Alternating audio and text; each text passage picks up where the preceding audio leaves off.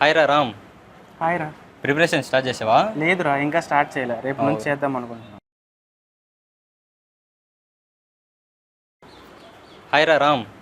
Hi రా. Preparation start చేసావా? లేదురా, ఇంకా స్టార్ట్ చేయలే. రేపు నుంచి చేద్దాం అనుకుంటున్నాను. ఏరా ప్రిపరేషన్ అయ్యావా? లేదురా, రేపటి నుంచి స్టార్ట్ చేద్దాం అనుకుంటున్నాను. నిన్న అదే చెప్పావు, ఈరోజు కూడా అదే చెప్తున్నావురా. ఇది చేస్తావా లేదా? ఎందుకురా అనవసరంగా మన భవిష్యత్తుని, మన అమ్మ నాన్న భవిష్యత్తుని రిస్క్లో పెడతావు? చాలా ఈజీగా అయిపోయేదాన్ని ఎందుకు కాంప్లికేషన్గా కొని తెచ్చుకుంటావు? ఏమిట్రా నువ్వు చెప్పేది? ఏం లేదురా, మనం ఓన్గా ప్రిపరేషన్ కాలేము. మోటివేషన్ కావాలి, గైడెన్స్ కావాలి. మనకి ఇంట్లో సాధ్యం కానప్పుడు హ్యాపీగా వెళ్ళిపోయి మాస్టర్ మైండ్స్ వారి revisions and study hours exam బ్యాచ్లో జాయిన్ అవ్వచ్చు కదా.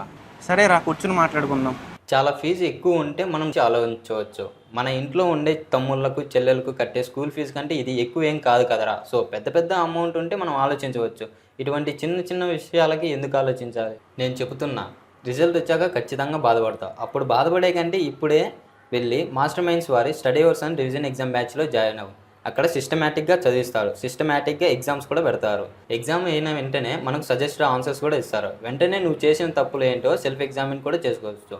So master minds is the best choice.